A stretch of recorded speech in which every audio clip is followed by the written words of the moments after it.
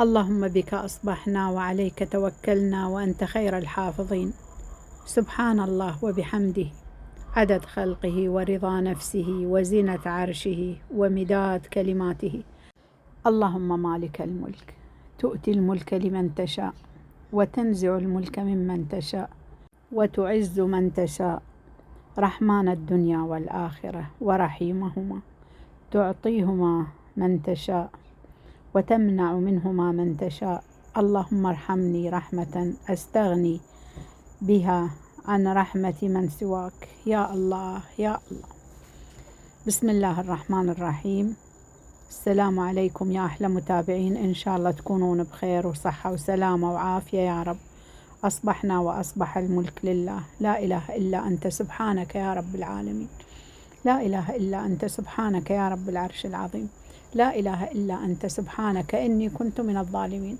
اللهم نتوكل عليك ونرمي حمولنا عليك، فأنت نعم المولى ونعم الوكيل. اللهم دبر لنا أمورنا فأنت تحسن التدبير يا الله. طبعا نزلت هذا الفيديو على مود أكو معلومة علاجية. أكو وحدة من المتابعات كاتبة: خالة عندي قحة كلش قوية، ادعولي بالشفاء، وهاي القحة أخذت كل الأدوية وما دا تطيب، ادعوا لها بالشفاء إن شاء الله، الله يشافيها ويعافيها. طبعا حبيبتي أم حسين شافت التعليق، فهي اللي ذكرت هاي الوصفة العلاجية. تقول هاي الوصفة مجربة، تاخذ 3 أوراق من شجرة العرموط وتخلي عليهم مي مغلي، تغطيهم شوية وبعدين تشربهم، تستمر عليهم 3 أيام راح تحس بفرق كلش هواي.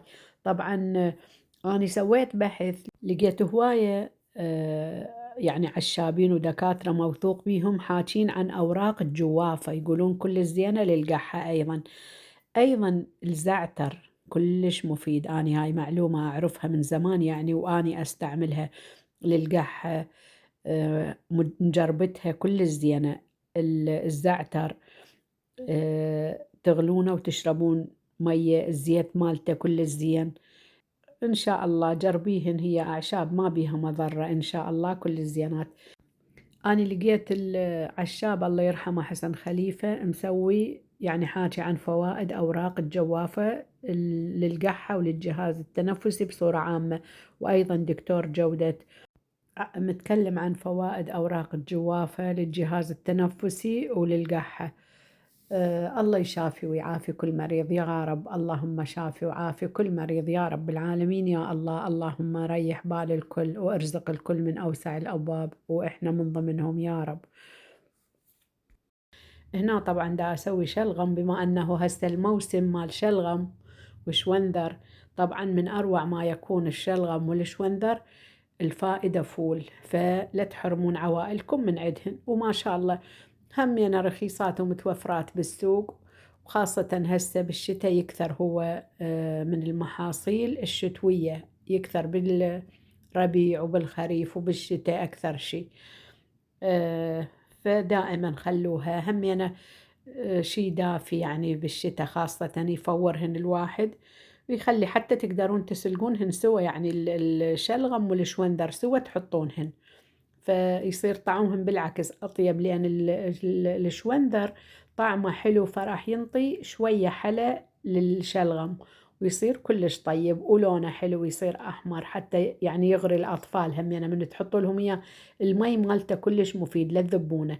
حطوه بالقلاصات وشربوهم إياه مثل العصير، خاصة من تحطون تمر عليه يتحلى بالتمر. التمر كلش مفيد، مقوي عام للأطفال يعتبر، يقوي العظام، غذاء متكامل يعتبر. فلا تحرمون عوائلكم وأطفالكم من عنده. وهاي مثل ما تشوفون ايش قد حلو شكله صار. اللهم صل على محمد وعلى آل محمد. الحمد لله والشكر يا ربي، اللهم ديمها نعمة واحفظها من الزوال يا كريم يا رحيم يا أرحم الراحمين. وهاي صار الشلغم مالتنا جاهز، الحمد لله والشكر. الريحة والطعم والشكل ما شاء الله، والفائدة فول، الحمد لله والشكر، خير وبركة ونعمة فضيلة، الحمد لله ما شاء الله ولا قوة إلا بالله. اللهم ديمها نعمة واحفظها من الزوال يا كريم يا رحيم يا أرحم الراحمين.